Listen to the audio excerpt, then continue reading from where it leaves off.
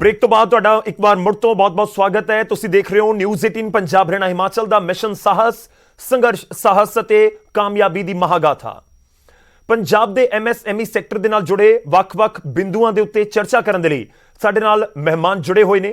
News 18 Punjab Haryana Himachal mission साहस संघर्ष साहस अते कामयाबी दी महागाथा दे विच एक बार फिर तो सारे मेहमानां दा बहुत बहुत स्वागत है। तो आप MSME सैक्टर दे विच ग्रोथ या फिर रोड मैप का जिक्र कर रहे हैं, पर समझना होगा कि मौजूदा स्थिति की है। मैं कोटली जी का रुख करदा।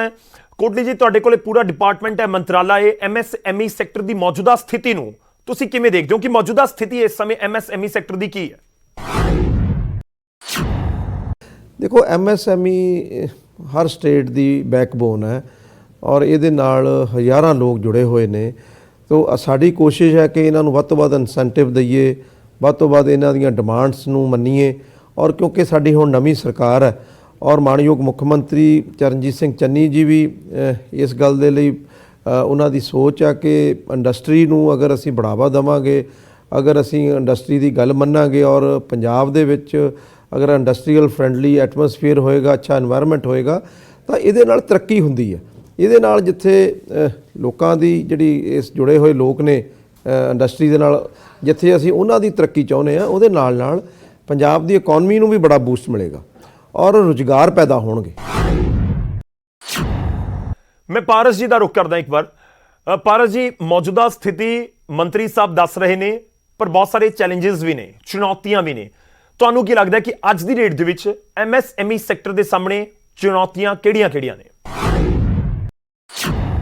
देखो, चैलेंज हाले ਜਿਹੜੇ चैलेंज की गल है, चैलेंज तो तुहानूं ये दस्सिया कि जद तक ने इस सैक्टर का मतलब है कि ਇਹਦੇ ਵਿੱਚ ਜਿਹੜੇ भी काम करने वाले उद्योगपति ने ਉਹਨਾਂ ਨੂੰ ਇਹ सपोर्ट करदा पैसे वालों भी, फाइनैंशियली या इन्फ्रास्ट्रक्चर लिए ये सपोर्ट करदा। और ये बहुत बहुत ਜਿਹੜਾ ਮੈਨੂੰ लगता कई उद्योगपतियों ਨੂੰ ਇਹਦੇ बारे पता ही नहीं होएगा कि ये एडा बड़ा महकमा भी हैगा अपने देश के अंदर ਜਿਹੜਾ ਇਹ ਸਾਡੇ इंडस्ट्री ਨੂੰ, ਸਾਡੇ छोटे छोटे कारोबारियों ਨੂੰ ਇਹ सपोर्ट करदा।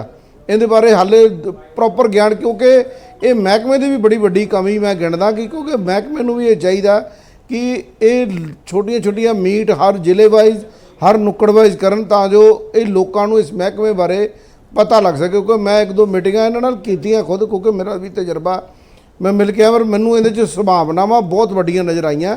और मैं जिहड़े यंग स्टार ने उन्होंने कहना चाहांगा कि तुसीं अपना हुनर जिहड़ा तुहाडे कोल है, तुसीं इन्हां सैक्टर नाल, इस सैक्टर नाल मिल के, इन्हां दे दफ्तरां जाके उन्हां नाल अपना डिस्कशन करके अपने बैंकिंग दे विचों तुहानूं लोन मिल सकदे ने। बड़ा कुछ इस सैक्टर दे नाल जुड़ के हो सकदा।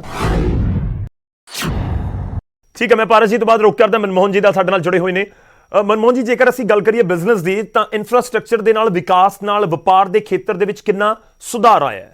तुहाडी की इस दे उत्ते टिप्पणी है? जो ईज ऑफ डूइंग बिजनेस दी गल कीती जांदी है, ईज ऑफ डूइंग बिजनेस दी सूबे दे विच की स्थिति है? किन्ना सुधार तुसीं समझदे हो उस दिशा वल? देखो, मैं इस गल नूं, इस पॉइंट नूं थोड़ा होर तरीके नाल लेना चाहना। जो असी हुण देख रहे हैं कि साडे देश विच काफ़ी देर तो अनरेस्ट है, पीस नहीं है, स्टेबिलिटी नहीं है, बहुत ज़्यादा जड़ियाँ इशूज़ ने, चाहे वो पोलिटिकल ने, चाहे वो इकनॉमिकल ने, बहुत ज़बरदस्त चल रहे ने।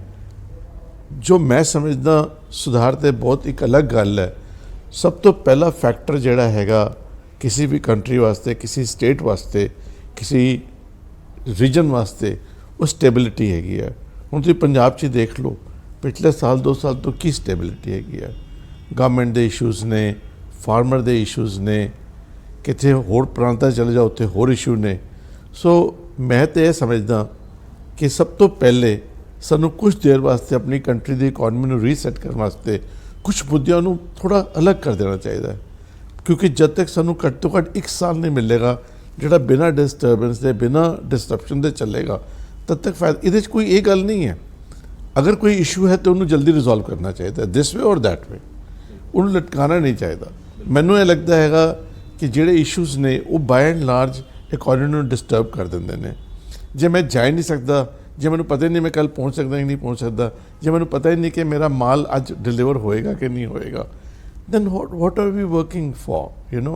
So I think ਇਹਦੇ 'ਚ right and wrong the issue ਨਹੀਂ ਹੈ, ਇਹਦੇ 'ਚ ਪੇਸ ਐਂਡ ਟਾਈਮ ਦਾ ਇਸ਼ੂ ਹੈ। ਕਿਸੇ ਵੀ ਇਸ਼ੂ ਨੂੰ, ਚਾਹੇ ਉਹ ਇਸ਼ੂ ਗਲਤ ਹੈ ਜਾਂ ਠੀਕ ਹੈ, ਉਸ ਦੀ ਜਿਹੜੀ ਉਹਨੂੰ ਜਿਹੜਾ ਡੀਲਿੰਗ ਹੋਣੀ ਚਾਹੀਦੀ ਹੈ।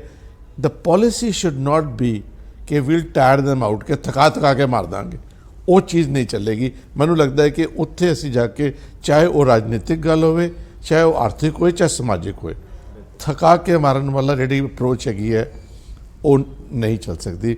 ਕਿਸ ਇਸ਼ੂ ਦੇਖੋ, it's a country, we are all human beings, ਕੋਈ ਨਾ ਕੋਈ ਇਸ਼ੂ ਤਾਂ ਚੱਲਦਾ ਹੀ ਰਹੇਗਾ, ਕੋਈ ਨਾ ਕੋਈ ਇਸ਼ੂ ਉੱਠਦਾ ਹੀ ਰਹੇਗਾ, ਪਰ ਉਹਦਾ ਜਿਹੜਾ ਸਮਾਧਾਨ ਹੈ, ਉਹਦੀ ਜਿਹੜੀ ਇੱਕ ਉਹਨੂੰ ਹੈਂਡਲਿੰਗ ਹੈ, ਉਹ ਟਾਈਮ ਸਿਰ ਹੋਣੀ ਚਾਹੀਦੀ ਹੈ। ਅਦਰਵਾਈਜ਼ ਉਹੀ ਇਸ਼ੂਜ਼ ਜਿਹੜੇ ਨੇ ਉਹ ਬਹੁਤ ਵੱਡੇ ਇਸ਼ੂਜ਼ ਬਣ ਜਾਂਦੇ ਨੇ ਔਰ ਉਹ ਤੁਹਾਡੀ ਇਕੋਨਮੀ ਨੂੰ ਅਫੈਕਟ ਕਰਦੇ ਹੈਗੇ ਨੇ। ਸੋ ਇਸ ਜੇ ਤੁਸੀਂ ਸੁਧਾਰ ਦੀ ਗੱਲ ਕਹਿ ਰਹੇ ਹੋ, ਮੈਂ ਸੁਧਾਰ ਵਾਲੇ ਪਾਸੇ ਕਿ ਪਹੁੰਚ ਨਹੀਂ ਸਕਦੇ ਜਦ ਤੱਕ ਸਾਡੀ ਕੰਟਰੀ ਸਟੇਬਿਲਿਟੀ ਹੀ ਨਹੀਂ ਹੈਗੀ ਹੈ। So we have to first address stability. Let me explain to you in this way. ਸਾਡੀ ਗੱਡੀ ਤਿਆਰ ਹੈ, ਸਾਡੀ ਸਵਾਰੀਆਂ ਤਿਆਰ ਨੇ, ਪਰ ਸਾਡਾ ਫਾਟਕ ਬੰਦ ਹੈ। India is like that, full of energy, full of power, full of ideas, full of passion, but we are not finding the path. That path is closed. Now that is what needs to be resolved. मैं बड़ी बारी गल कहना कि रस्ते अपने आप खुल जाते हैं जे रस्ते बंद ना किए जान। जे रस्ते बंद कर दोगे तो रस्ते खुलणगे नहीं। गवर्नमेंट या establishment has to first ensure that there is a peaceful atmosphere in the country, and then you see economy। ਹੁਣ ਤੁਸੀਂ ਪੈਂਡੈਮਿਕ ਦੇਖੋ, ਪੈਂਡੈਮਿਕ ਖਤਮ ਹੋ ਰਿਹਾ ਹੈ ਜਾਂ ਚਲੋ ਸਮਝ ਲਈਏ ਕਿ ਆਲਮੋਸਟ ਨਹੀਂ ਹੈ, ਆਪਾਂ ਉਹਨੂੰ ਆਫੀਸ਼ੀਅਲੀ ਨਹੀਂ ਕਹਿ ਸਕਦੇ, but as of today we can feel that at least 90% 85% restoration ਹੋ ਗਈ ਹੈਗੀ ਹੈ।